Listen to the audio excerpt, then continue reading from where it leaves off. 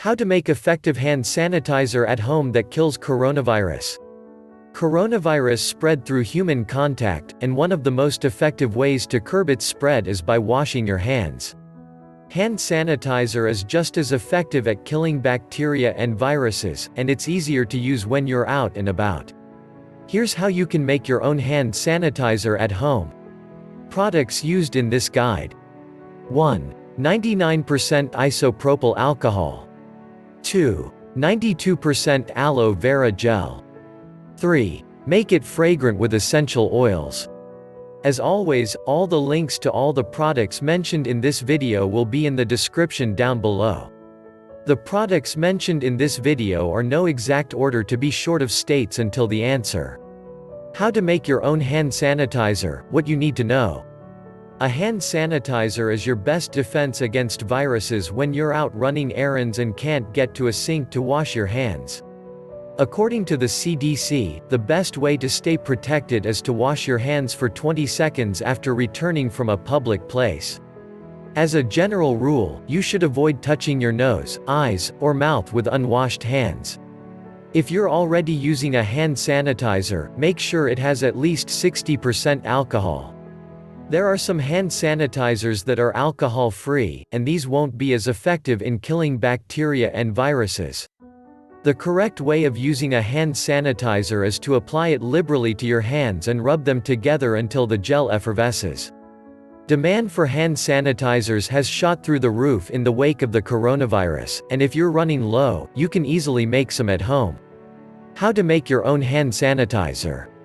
List of ingredients. A hand sanitizer consists of a pretty basic formula, and it's easy to make your own at home if your local pharmacy or retailer is running low. These are the ingredients you'll need. 2/3 cup 99% isopropyl alcohol. You can find isopropyl alcohol at any drugstore or pharmacy if it's out of stock at Amazon. A 16 ounces bottle is available for $6, and you'll be able to make a lot of hand sanitizer with that. 1/3 cup 92% aloe vera gel. You need to mix the isopropyl alcohol with something because on its own it will burn your hands. The ideal solution is aloe vera gel as it acts as a natural moisturizer. 8 to 10 drops of essential oils. If you need to add some fragrance to the mix, pick up a pack of essential oils. This isn't needed, but most pocket hand sanitizers these days have some fragrance, and if you're used to the smell, it doesn't cost much to pick up a few essential oils. Bowl and spoon to mix it all together. A basic funnel to get your hand sanitizer into a bottle. Plastic travel bottles for storing the hand sanitizer. Once you get your hand sanitizer ready, you'll need bottles to carry it in. You can get a set of 2 ounces bottles on Amazon, and they come with a flip top that makes it easy to squeeze out the hand sanitizer. If you're making hand sanitizer for home use, you can get a 6-pack of 8 ounces bottles. Nitrile gloves so you don't burn your hands when making the hand sanitizer. How to make the most effective hand sanitizer at home. Before you start making your own hand sanitizer at home, there is a very important point to note. Isopropyl alcohol is highly flammable and will burn your skin should it come into direct contact with your hands. I recommend using nitrile gloves as a general precaution. Once you're ready to get started, here's what you need to do.